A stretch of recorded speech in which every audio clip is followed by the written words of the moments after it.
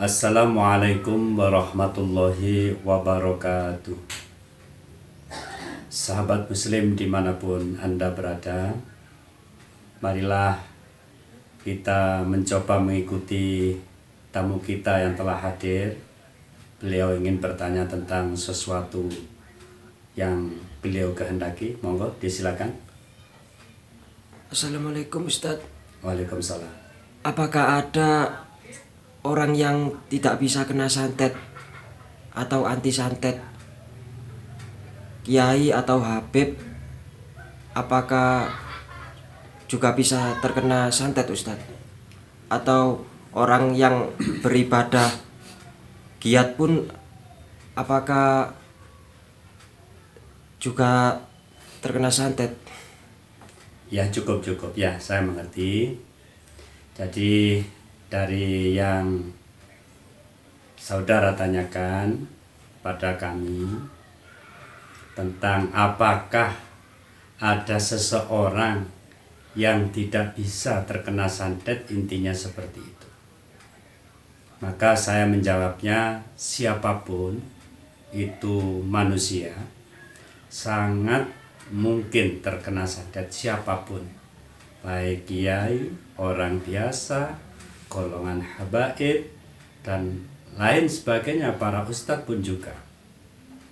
Jangankan itu, Rasulullah dulu juga pernah terkena santet. Namun dalam hal ini banyak para ulama memberikan tafsiran tentang beliau terkena santet, sehingga yang perlu kita kaji pada pertemuan kali ini adalah bagaimana kiat kita supaya kita tidak terkena santet seperti itu. Nah, bagaimana agar kita tidak terkena santet? Ada beberapa hal yang perlu kita ketahui bersama. Yang pertama, tutuplah pintu-pintu dalam diri kita itu supaya santet tidak masuk. Nah, pintu apa itu yang ditutup? Satu, diantaranya pintu sombong. Yang kedua, pintu dendam, tutup. Iri, pintu iri juga ditutup. Dengki sama. Takut, cemas, ini adalah pintu-pintu yang harus ditutup diantaranya ya. Selain dari itu masih banyak. Seperti kita menjaga diri untuk tidak menyakiti orang lain. Ini juga termasuk pintu yang harus ditutup. Jadi di saat kita bertemu seseorang, dimanapun, permasalahan apapun, kita selalu berusaha kebaikan apa yang bisa kita berikan. Jangan ucapan apa yang bisa menyakitkan, atau perbuatan apa yang bisa menyakitkan. Jangan. Nah, disitulah diantaranya pintu-pintu yang membuat setan atau santet itu masuk ke dalam jiwa raga kita. Kan?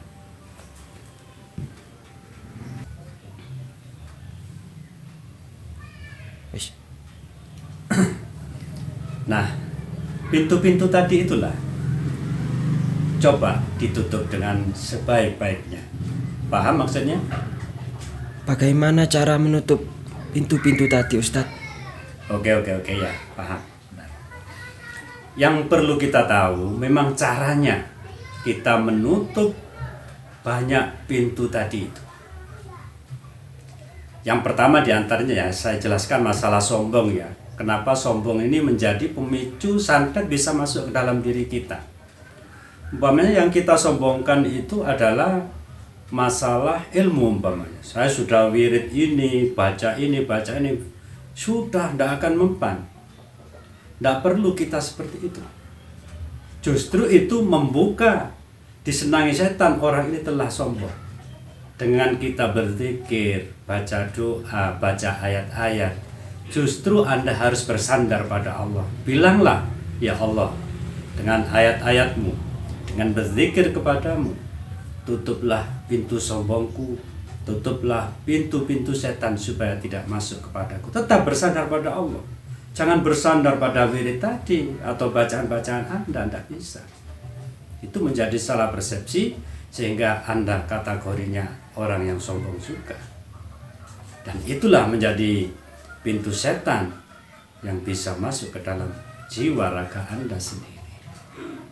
Jadi dalam keadaan apapun yang kita punya, buatlah bersandar kepada Allah.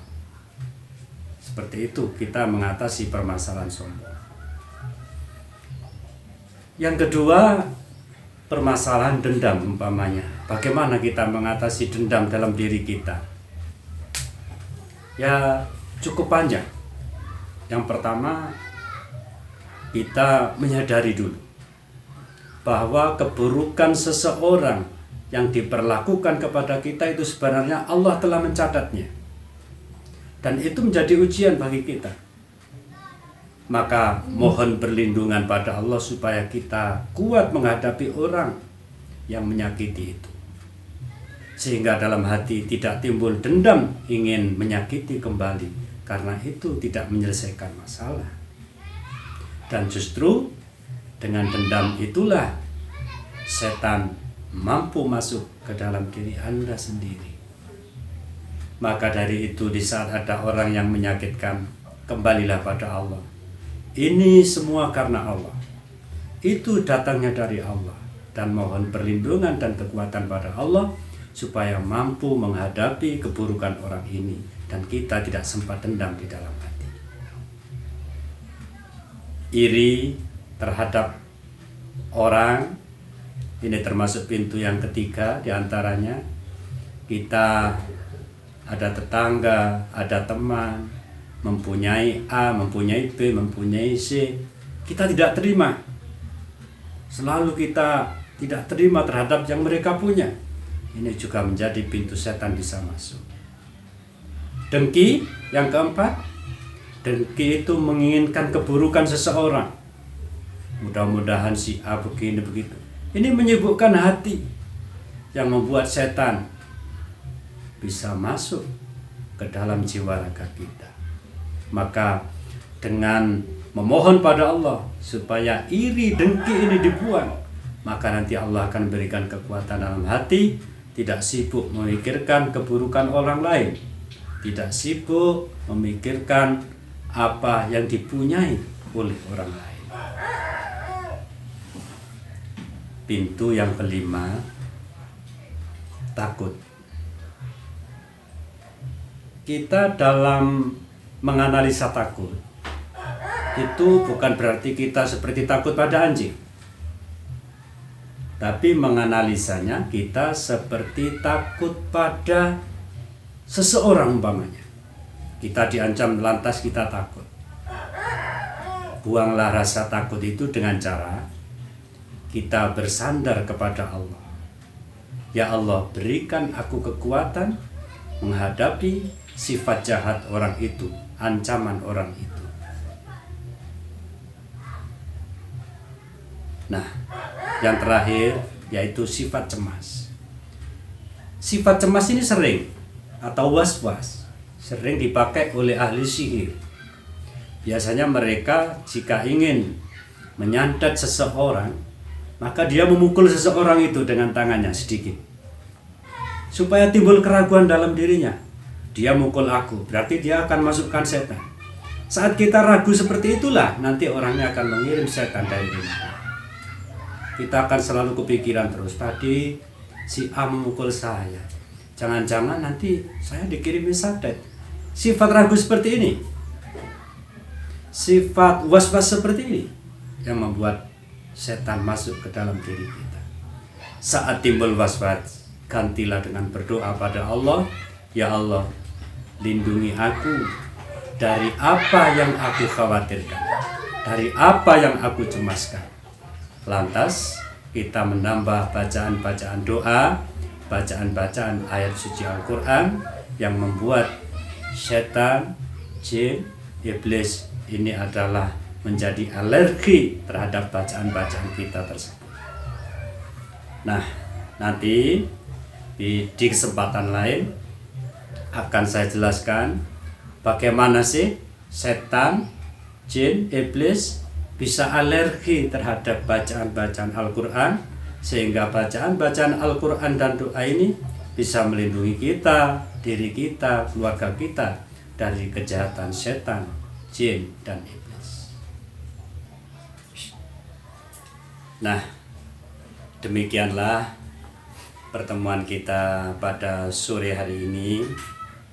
Semoga bermanfaat, dan sebelum kita akhiri, ingatlah jika Anda mampu melakukan 6 hal tadi, insya Allah Anda akan terlindung dari kejahatan setan, jin, iblis, dan termasuk kejahatan santet yang akan mengancam diri Anda, insya Allah. Demikian, kurang lebihnya mohon maaf. Wassalamualaikum warahmatullahi wabarakatuh.